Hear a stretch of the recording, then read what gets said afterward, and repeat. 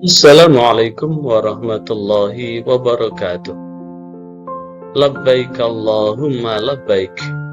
Labbaik la syarika laka labbaik. Innal hamda wan ni'mata lakal mulk la syarika lak. Umrah nabatilah jejak-jejak Rasulullah adalah rangkaian perjalanan umrah yang berusaha memperkenalkan jejak-jejak Rasulullah Shallallahu Alaihi Wasallam dalam melaksanakan umrah. Di samping itu juga menjelaskan perjalanan spiritual Rasulullah baik di Mekah maupun di Madinah dengan harapan memberikan pemantapan iman, penguatan ibadah, dan penyatuan antara akidah syariah untuk mengaktualkan nilai-nilai keluhuran budi Rasulullah Sallallahu Alaihi Wasallam. Sehingga perjalanan umroh Napaktilas ini adalah sedikit berbeda dengan perjalanan umroh dari perjalanan travel yang lain.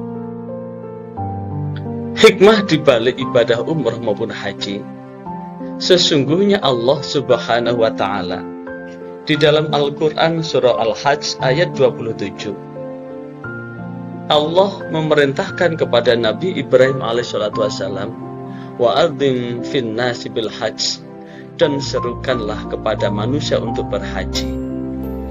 Ayat ini jatuh setelah ayat 26 di mana Allah telah memerintahkan kepada Nabi Ibrahim untuk membangun Ka'bah, Baitullah. Selesai Baitullah dibangun, maka Allah memerintahkan kepada manusia untuk dipanggil untuk berziarah. Di dalam tafsir Ibnu Katsir, makna wa'adzim fin nasi bil hajj adalah nadin fin nasi da'iyan. Panggillah kepada manusia dengan panggilan lahum ilal hajj, agar mereka berhaji ila hadal bait, ke rumah ini. Alladzi amaronaka, yang telah aku perintahkan kepadamu Nabi Ibrahim bibinaihi, dengan membangunnya. Maka apa yang terjadi? Fadzukir annahu qol, kemudian Nabi Ibrahim menjawab, ya Rabb, wahai Tuhan, wa kaifa ablighun nas, bagaimana kami bisa mendatangkan manusia, wa sutilia yang fadhuhum, sementara suaraku tidak akan mampu menjangkau mereka. Maka Allah pun menjawab, nadin wa alainal balag, tugasmu adalah memanggil, selanjutnya sampai adalah urusan saya, kata Allah. Maka faqama ala maqami, maka Nabi Ibrahim berdiri dari tempat berdirinya. Di dalam satu riwayat dia berdiri di atas batu yang besar, dalam satu riwayat wakila ala sofa, di dalam satu riwayat Nabi Ibrahim berdiri di atas bukit Sofa, wakila ala Abi Kubais, dalam satu riwayat Nabi Ibrahim berdiri di atas gunung Abi Kubais. Di saat itu Nabi Ibrahim dengan lantangnya memanggil, ya ayuhan nas, inna rabbakum qad ittakhadha baita fahuju, wahai manusia, sesungguhnya Tuhanmu telah mengambil rumah ini, maka berhajilah. Di saat itulah fayuqalu, diceritakan, innal jibal, sesungguhnya gunung tawadhu'at, merunduk, hatta balagal saud, hingga sampailah suara Nabi Ibrahim arja'al ke seluruh penjuru bumi, termasuk kepada yang menonton ini adalah kalian semua, adalah termasuk dalam panggilan ini. Jika terketuk untuk memenuhi panggilan ini, berarti suara itu sudah kita dengar. Karena apa? Wa asma man fil arham, dan mendengarlah orang yang ada di rahim, wa aslab, di tulang sulbi, fa ajabahu, dan menjawablah kullu syai, segala sesuatu, sami'ahu, yang mendengarnya, baik itu min hajar wa madar wa syajar, baik itu di dalam batu, di dalam gedung, maupun di pohon-pohon. Dan wa man kataballah, dan barang siapa yang Allah catat annau yahujju ilal baitil ila yaumil qiyamah, dan itu dicatat untuk berhaji sampai hari kiamat dengan panggilan labbaik Allahumma labbaik, labbaik, kami datang memenuhi panggilanmu, Allahumma ya Allah, labbaik, aku datang memenuhi panggilanmu. Karena itulah baik terkait dengan pengertian haji maupun pengertian umrah secara syariat adalah qasdul ka'bati lin nusuk, adalah menyengaja ke Ka'bah untuk melakukan rangkaian manasik. Karena itulah perjalanan umrah napak tilas ini dalam rangka memenuhi panggilan Allah. Sekali lagi, jiwa dan raga kita memenuhi panggilan Allah, baik labbaik Allahumma hajjan atau labbaik Allahumma umratan. Kami datang memenuhi panggilanmu ya Allah untuk melaksanakan haji. Kami datang untuk memenuhi panggilanmu ya Allah untuk melakukan umrah. Rukun pertama dari umrah ini adalah berihram dari mikot atau berniat umrah dari mikot yang telah ditentukan oleh Rasulullah Shallallahu Alaihi Wasallam. Dan mikot umrah napak tilas ini adalah mikot yang telah ditetapkan dan dilakukan oleh Rasulullah Shallallahu Alaihi Wasallam. Yang berarti ihram atau ahrama yuhrim, ihram adalah 1. Memasuki bulan suci, 2. Mengalahkan, 3. Memasuki tanah suci, 4. Berihram, dan 5. Menahan diri dari makna yang keempat itu. Secara istilah, kata ihram berarti memasuki wilayah yang di dalamnya berlaku keharaman. Secara syar'i adalah ihram berarti berniat mulai masuk ibadah umroh ataupun ibadah haji. Dengan ditandai ditanggalkan seluruh pakaiannya. Bagi laki-laki ditanggalkan seluruh pakaiannya dan tidak boleh memakai pakaian berjahit, kemudian diganti dengan 2 lembar kain putih. Yang satu dililitkan, dibuat sarung yang ada di bawah, yang satu dibuat di atas sebagaimana dalam gambar itu. Dan kemudian tidak boleh memakai penutup kepala, tidak boleh memakai sepatu yang menutup mata kaki. Sementara untuk perempuan sama dengan ketika bersolat atau melaksanakan solat. Ihram, apakah memakai baju itu sebelum menuju ke tempat mikot, atau sesudah menuju tempat mikot, atau setelah di tempat mikot kemudian ganti baju, tapi keseluruhannya adalah dimulai dari mikot itu. Mikot makanya adalah tempat di mana dilakukan untuk berniat melakukan umroh maupun ihram haji. Kali ini yang kita bahas bukan haji, yang kita bahas adalah umroh napak tilas jejak Rasulullah Sallallahu Alaihi Wasallam. Mikot yang kita pakai yang pertama adalah mikot di Bir Ali. Mikot di Bir Ali. Dan ini adalah dokumen kami ketika ini saya ada di Masjid Bir Ali, sedang mengambil mikot umroh napak tilas beserta jamaah. Ini Hudaybiyah. Yang ketiga adalah mikot di Ji'rana. Ini dokumen kami. Mikot umroh keempat adalah di Qarnul Manazil, Taif. Setelah memakai kain ihram, kemudian sholat sunnah ihram, setelah itu baru kita berihram, berniat memulai ibadah umroh dengan labbaik Allahumma umrata, nawaitul umrata wa ahramtu biha. Labbaik Allahumma, ya Allah, aku datang memenuhi panggilanmu ya Allah. Aku datang memenuhi panggilanmu ya Allah untuk melaksanakan umrah. Nawaitul umrata, saya niat untuk melaksanakan umrah. Wa ahramtu biha, dan sebab dengan umrah itu saya berihram. lillahi ta'ala, karena Allah subhanahu wa ta'ala. Dimulai dari tempat mikot tadi.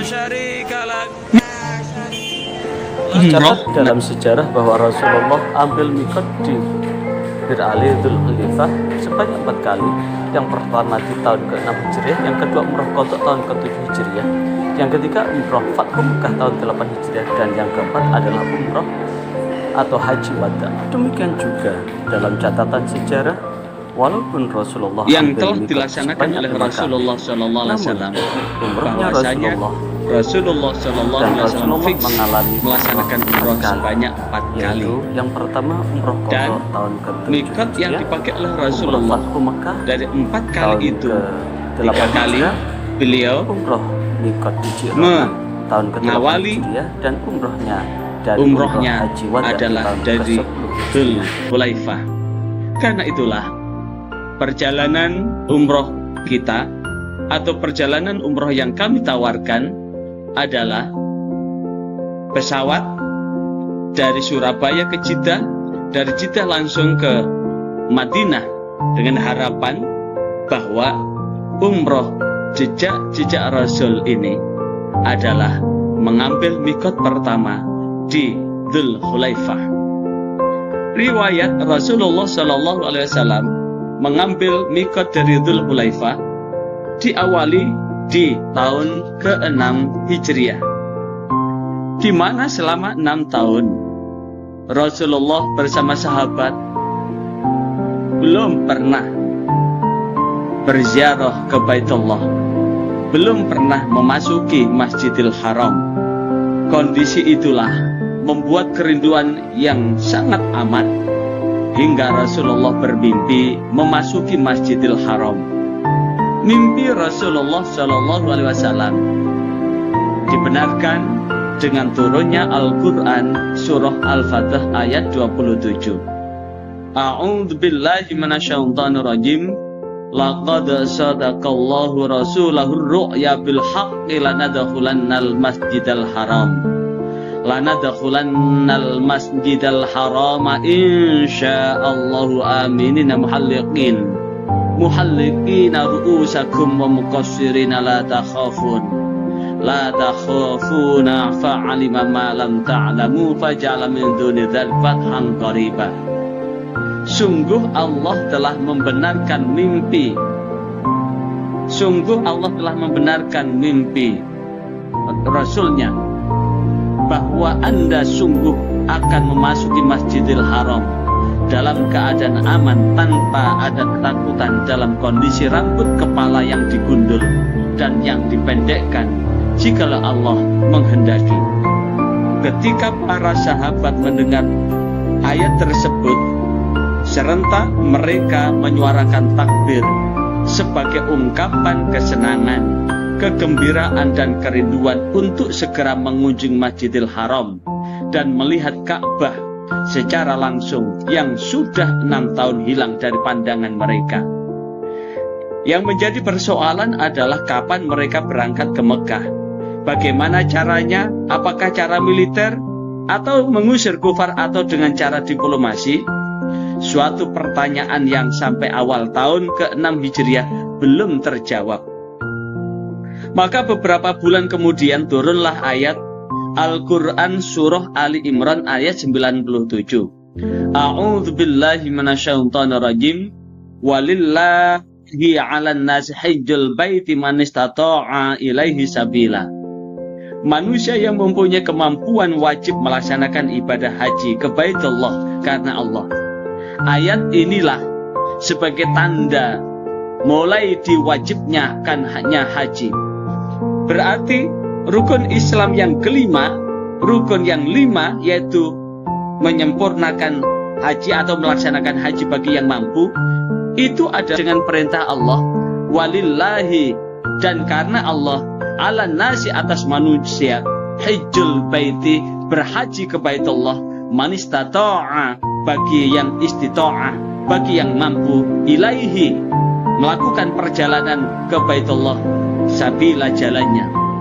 Ayat inilah yang kemudian mendorong Rasulullah Shallallahu Alaihi Wasallam untuk menyalurkan kerinduan para sahabatnya yang sudah membara untuk itu bersama berangkat untuk ke Mekah guna melaksanakan ibadah haji. Yang beliau ajak bukan hanya kaum muslim Madinah yang telah masuk Islam, tapi seluruh kabilah-kabilah, baik mereka yang sudah muslim maupun yang belum masuk Islam, yang ditujukan tanpa mengenal sekat agama dan etnis. Sekali lagi, tanpa mengenal sekat agama dan etnis, karena perintah Allah adalah alan nas, kepada manusia. Kata alan nas itu adalah kepada manusia seluruhnya tanpa kecuali. Sehingga Nabi berupaya agar keikutsertaan muslim dalam perjalanan haji ini berada dalam ranking yang banyak sekali, dan keberangkatannya dilakukan di bulan Dzulqa'dah, bulan sebelum Dzulhijjah atau sesudah Syawal, agar seluruh bangsa Arab mengetahui bahwa beliau, para sahabat dan kabilah-kabilah Arab non-muslim yang ikut serta bersama kaum muslim itu datang ke Mekah bukan bertujuan perang, tapi hanya untuk melaksanakan haji. Berarti haji ini ditujukan kepada manusia semuanya, sehingga berkumpullah kurang lebih sekitar 1.400 orang. Sekali lagi, 1.400 orang, sebagaimana dijelaskan di dalam hadis Sahih Bukhari, hadis nomor 4.840. Namun apa yang terjadi? Perjalanan haji ini gagal karena dicegat ketika Rasulullah sampai di Hudaybiyah, dicegat oleh kaum musyrikin Quraisy, kaum kafir Quraisy, hingga tidak jadi melaksanakan itu. Maka Rasulullah membatalkan. Dari perjanjian Hudaybiyah itu, Rasulullah diperbolehkan. Selanjutnya Rasulullah Shallallahu Alaihi Wasallam mengambil mikot di Bir Ali ini di tahun 7 Hijriah, yaitu melaksanakan umroh qadha.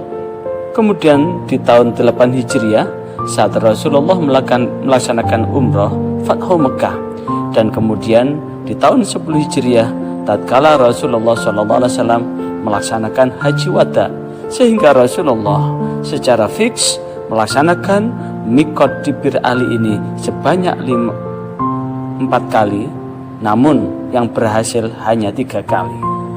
Dan inilah yang kemudian menjadi tonggak napak tilas kita yang pertama, bahwa kita mengambil mikot di Dzulhulaifah atau Bir Ali ini. Kemudian setelah kita melaksanakan umroh yang pertama, kita untuk umroh yang kedua bermikot di Hudaybiyah. Sebagaimana kita singgung pada penjelasan tadi, bahwa saat Rasulullah SAW melaksanakan haji atas perintah Al-Quran Ali Imran, surah Ali Imran ayat 97 tadi, Rasulullah bersama seluruh manusia tanpa kecuali, dari seluruh kabilah-kabilah, dari seluruh bangsa Arab, baik yang muslim maupun belum masuk Islam atau non-muslim, Rasulullah melaksanakan dengan 1.400 rombongan. Setelah rombongan tiba di lembah Hudaybiyah yang berjarak sekitar 22 sampai 27 km dari arah barat Mekah, Rasulullah bersama rombongan berhenti dan mendirikan kemah di lembah Hudaybiyah ini. Lembah Hudaybiyah yang kita lihat pada background gambar ini, mereka beristirahat di tempat ini sambil menunggu informasi bagaimana tanggapan para pemimpin Mekah dalam menerima kedatangan 1.400 orang ini. Di tempat inilah Rasulullah Shallallahu Alaihi Wasallam memamerkan al-hadyu atau sembelihan yang beliau bawa dari Madinah, agar rakyat Mekah yakin bahwa Nabi datang ke Mekah bukan untuk berperang, melainkan untuk beribadah di Masjidil Haram. Di tempat inilah utusan dari kedua belah pihak dikirim untuk menjelaskan tujuan, tanggapan masing-masing, yang akhirnya setelah melalui perundingan yang cukup melelahkan, disepakatilah yang kemudian disebut dengan Sulh Hudaybiyah atau Perjanjian Hudaybiyah. Maka inilah yang kemudian akan menjadi napak tilas perjalanan umroh kita yang kedua. Perjalanan umroh napak tilas akan kita laksanakan di perjalanan umroh yang kedua. Kemudian di perjalanan umroh yang ketiga, kita akan mengambil mikot di Ji'rona. Karena apa? Selepas di tahun ke-8 Hijriah, proses umroh Fathu Mekah, Rasulullah Shallallahu Alaihi Wasallam membawa 10.000 rombongan kaum muslimin untuk menaklukkan Mekah, membersihkan Mekah dari berhala-berhala, sekaligus Rasulullah melaksanakan umroh. Tadi sudah dijelaskan bahwa penduduk Mekah terbagi 3. Satu golongan, satu kelompok berlindung di rumah Abu Sufyan, satu kelompok masuk Masjidil Haram, tapi satu kelompok yang lain adalah melarikan diri. Dan di antara mereka yang melarikan diri itu, mereka lari ke Taif, karena di Taif banyak sanak saudara mereka. Maka selepas Rasulullah Fathu Mekah melaksanakan umroh yang tahun ke-8, itulah yang kemudian Rasulullah mengejar mereka. Sekali lagi, Rasulullah mengejar mereka. Tatkala Rasulullah menyerang mereka, inilah yang dikenal dengan Perang Hunain. Sekali lagi, perang ini dikenal dengan Perang Hunain. Usai penaklukan Mekah, Nabi memang mengangkat Utab bin Usaid sebagai gubernur Mekah untuk bertugas menjalankan roda pemerintahan di kota Mekah sebagai khusus administrasi logistik haji yang menjadi ritual tahunan umat Islam, umat manusia dari seluruh berbagai kabilah, suku, dan kebangsaan lintas agama. Sekali lagi, haji ini berlaku bagi manusia seluruhnya lintas agama. Rasul tidak langsung pulang ke Madinah, tapi Rasulullah menghalau pasukan kaum muslimin, mengajak kaum muslimin ditambah dengan para tentara Quraisy, dengan tentara Quraisy yang telah masuk Islam untuk menyerang Taif dan menjadi pusat kekuatan musuh Islam saat itu setelah Mekah ditaklukkan. Perang ini yang dikenal dengan Perang Hunain dalam sejarah. Pada awalnya kaum muslimin mengalami kekalahan, tetapi akhirnya Nabi dan pasukannya memenangkan pertempuran dan membawa al-ghanimah yang sangat besar. Sehingga hal itu diabadikan di dalam Al-Quran surah At-Taubah ayat 25. Wa yauma hunainin id a'jabatkum kathratukum falam tughni ankum syai'a. Pada perang Hunain, Anda terpesona pada kuantitas atau jumlah, tapi sedikit pun tidak ada gunanya. Artinya apa? Semuanya itu tidak ada gunanya. Dan ketika kaum muslimin pulang dari perang Hunain ini, mereka tidak langsung pulang ke Madinah, tapi rombongan yang dipimpin oleh Rasulullah singgah di Ji'rona guna mengambil mikot di sana, sebab beliau masih akan melaksanakan umroh terlebih dahulu sebelum pulang ke Madinah. Jadi Keberangkatan nampak tilas umroh yang ketiga adalah di setelah ambil mikot dari adalah Ji'rona. menampak tilasi umrohnya Rasulullah ambil mikot. Dan inilah yang menjadi dasar bahwasanya tidak salah kalau kemudian kita dari tanah air menuju Mekah, kemudian kita umroh lebih dari sekali, karena Rasulullah Shallallahu Alaihi Wasallam di tahun ke-8 Hijriah ini pun Rasulullah di Mekah udah ambil mikot di Dzul Hulaifah atau Bir Ali, kemudian melaksanakan umroh Fathu Mekah ini, kemudian melakukan pengejaran pada pusat kekuatan kaum musyrik Quraisy yang ada di Taif, dan ini disebut dengan perang Hunain. Pulang dari perang Hunain, Rasulullah tidak langsung balik ke Madinah, tapi Rasulullah menyempatkan ambil mikot di Ji'rona untuk melaksanakan umrohnya, umroh yang ketiga. Rasulullah untuk melaksanakan umrohnya yang ketiga. Dan ini pun menjadi dasar buat kita untuk melakukan umroh lebih dari sekali dari napak tilas ini. Rasulullah kemudian ambil mikot di Ji'rona ini. Setelah Rasulullah ambil mikot di Ji'rona, ternyata sebagian dari muslimah, diantaranya adalah Aisyah, tidak bisa ikut ambil mikot di Ji'rona karena satu halangan. Maka kemudian sebelum pulang ke Madinah, Rasulullah membimbing Aisyah untuk ambil mikot di Tan'im. Mikot Tan'im dan di situ didirikan masjid yang dinamakan Masjid Aisyah. Sehingga tatkala kita ambil mikot di Tan'im, kita ambil mikotnya atau napak tilas Aisyah radhiyallahu an, istri Rasulullah Shallallahu alaihi wasallam. Dan kemudian yang terakhir atau keempat di perjalanan umroh napak tilas, kita ambil mikot di Qarnul Manazil. Qarnul Manazil ini adalah napak tilas perjalanan Rasulullah Shallallahu alaihi wasallam, di mana Qarnul Manazil ini adalah titik Rasulullah Shallallahu alaihi wasallam sebelum hijrah ke Madinah. Rasulullah sempat hendak berhijrah ke Taif. Lebih dari 12 hari Rasulullah keliling Taif. Namun tidak seorang pun di antara orang Taif itu yang bersyahadat.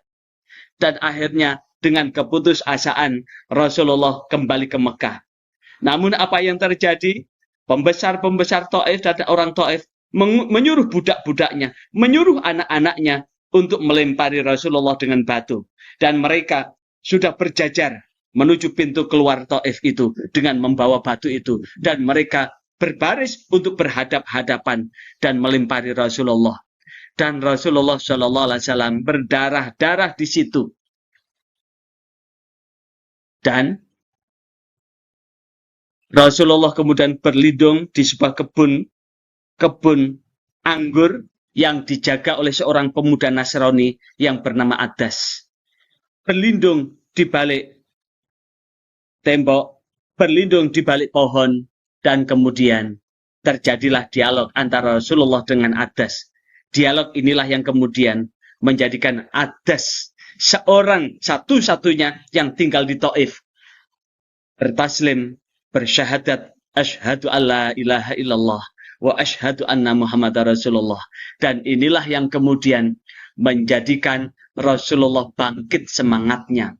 Rasulullah melanjutkan, dan dalam perjalanan tepatnya di titik nol Qarnul Manazil, Rasulullah didatangi oleh malaikat Jibril bersama dua malaikat penjaga gunung. Malaikat penjaga gunung ini menawari untuk menghancurkan orang Taif dan akan membenamkan orang Taif untuk dibenamkan, ditutup dengan gunung itu. Tapi Rasulullah melarang itu. Seraya Rasulullah berdoa, Allahumma hdi qaumi fa innahum la ya'lamun. Ya Allah, berilah petunjuk kaumku, sesungguhnya mereka tidak tahu. Rasulullah menolak tawaran dari malaikat Jibril itu karena Rasulullah yakin bahwa anak cucu mereka akan menjadi pembela Islam. Selain itu, Taif juga tempat yang cukup subur. Dan Taif ini adalah batunya Mekah. Karena di Taif ini pertanian terbentang, tanam-tanaman terbentang, jadi destinasi kita untuk mengunjungi sebelum kita meninggalkan tanah suci. Kita akan ke Taif untuk menikmati destinasi, dan sebelum kita meninggalkan Taif, kita ambil mikot di Qarnul Manazil. Napak tilas jejak Rasulullah, pertemuan Rasulullah dengan malaikat Jibril, dengan penjaga gunung, dengan doanya Rasulullah yang sangat monumental. Allahumma hdi qaumi fa innahum la ya'lamun. Ya Allah, berilah petunjuk pada kaumku, sesungguhnya mereka tidak tahu. Dengan harapan supaya mereka mendapat hidayah dan bimbingan oleh Allah untuk bersyahadat, asyhadu alla ilaha illallah wa asyhadu anna Muhammadar Rasulullah. Aku bersaksi tiada Tuhan yang berhak disembah kecuali Allah, dan aku bersaksi bahwa Nabi Muhammad adalah utusan Allah. Inilah jejak-jejak Rasulullah, mikot Qarnul Manazil, yang kisah pertemuan antara Nabi Muhammad dan malaikat Jibril di Qarnul Manazil yang akan menjadi napak tilas kita di umroh keempat kita dari umroh napak tilas jejak-jejak Rasulullah Sallallahu Alaihi Wasallam. Dan ini setelah kita mengambil mikot dari 4 mikot tadi sebagai jejak-jejak Rasulullah, maka dari titik-titik itu kita melanjutkan untuk bertawaf, menyempurnakan manasik kita, karena rukun Umrah adalah ihram atau mengambil ihram dari mikot yang telah kita jelaskan tadi. Setelah ambil mikot, dilanjutkan dengan tawaf, mengelilingi Ka'bah sebanyak 7 kali, dimulai dari rukun Hajar Aswad, berkeliling sempurna 360 derajat sebanyak 7 kali. Ini apa yang dapat kita ambil? Bahwa hidup itu adalah bergerak. Kita dari ujung rambut sampai ujung kaki terdiri dari sel partikel-partikel, dan partikel-partikel ini adalah bergerak 360 derajat. Bumi ini berputar, bergerak 360 derajat. Kita tawaf mengelilingi Ka'bah ini adalah bergerak 360 derajat, menyadarkan bahwa hidup ini terus bergerak. Selama kita masih hidup, terus bergerak. Ikhtiar dan usaha terus bergerak. Karena di balik suka ada duka, di balik duka ada suka, di balik kesulitan ada kemudahan, di balik kemudahan tersembunyi kesulitan. Dan itulah kehidupan. Kehidupan terus berputar, dan inilah yang kita ambil maknanya. Hidup terus berputar, ayo terus berputar dan berputar, agar hidup ini senantiasa dalam naungan dan lindungan Allah, karena berputar, memasrahkan diri, menyerahkan diri kepada Allah Subhanahu wa Ta'ala. Selepas berputar 7 kali, maka sebelum melanjutkan sa'i, maka kita sholat di belakang makom Ibrahim. Kita berdoa tawaf di Multazam. Kita minum zam-zam menghadap Ka'bah seraya berdoa. Dan apa yang disunahkan oleh Rasulullah kita bimbing pada kesempatan ini. Karena tajuknya adalah umroh nabatilah jejak-jejak Rasulullah. Selepas selesai tawaf, maka perjalanan dilanjutkan sa'i. Rukun berikutnya adalah sa'i. Rukun yang pertama ihram, rukun yang kedua adalah tawaf, dan rukun yang ketiga adalah sa'i.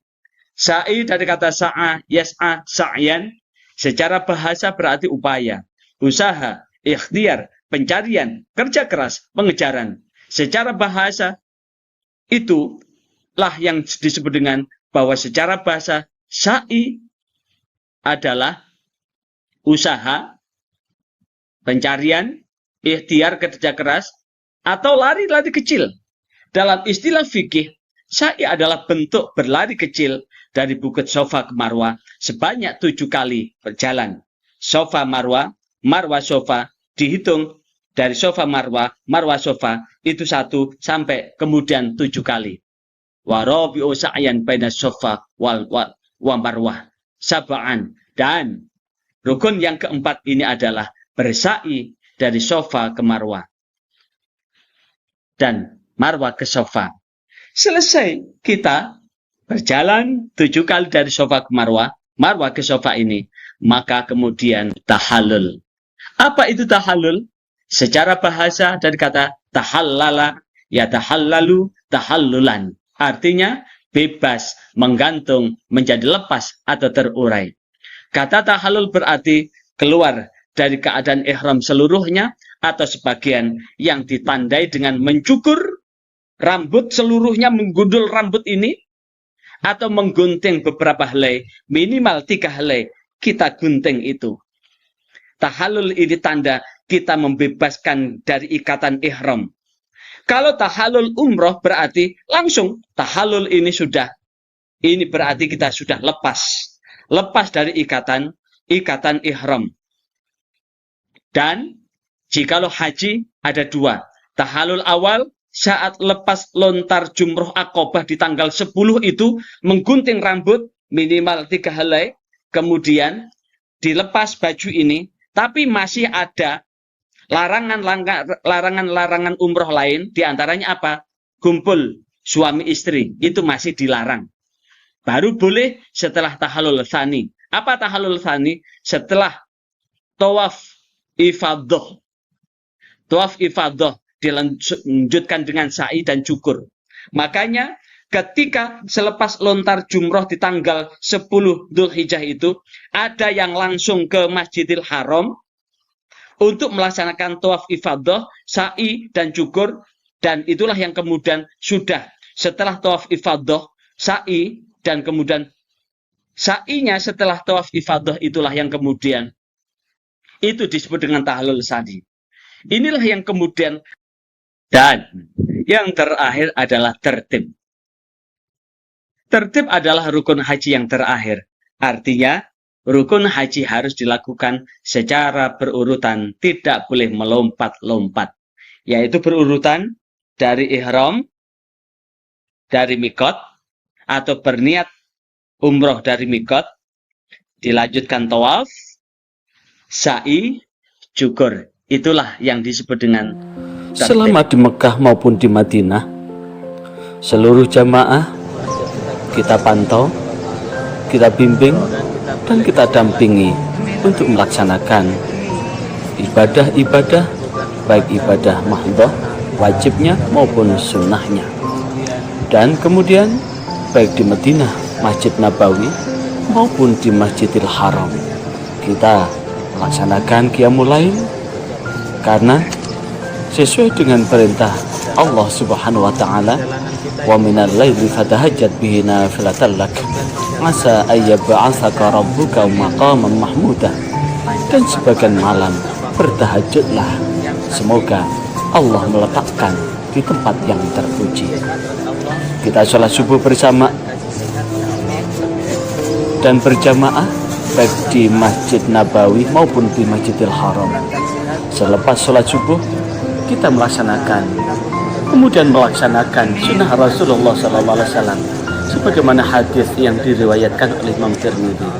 Man shalla ghadata thumma qa'ada thumma yadhkurullah hatta tadla syamsa thumma shalla rak'atain kanat lahu ka ajrin hajjatin wa umratin tamah. Siapa yang sholat subuh dalam jamaah kemudian duduk dan berzikir kepada Allah hingga terbit matahari, kemudian sholat 2 rakaat, maka dia seperti mendapatkan pahala haji dan umroh sempurna.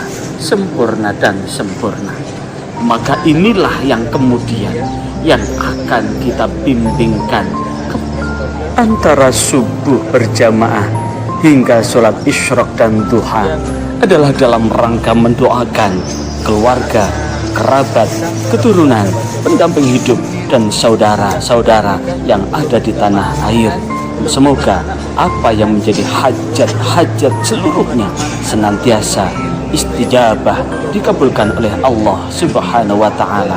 Kita yang berangkat mudah-mudahan dimudahkan oleh Allah seluruh urusan kita, urusan pekerjaan kita, urusan keluarga kita, terutama dalam mewujudkan keluarga yang sakinah, mawaddah, warahmah, penuh dengan cinta kasih seperti cinta kasihnya Rasulullah, keluarga yang digambarkan oleh Rasulullah dengan kalimat baiti jannati, rumahku adalah surgaku. Demikian penjelasan program Umroh Nabatil Jejak Rasulullah. Semoga siapapun yang menonton ini diberi kekuatan iman untuk ikut program ini. Selamat bergabung dengan kami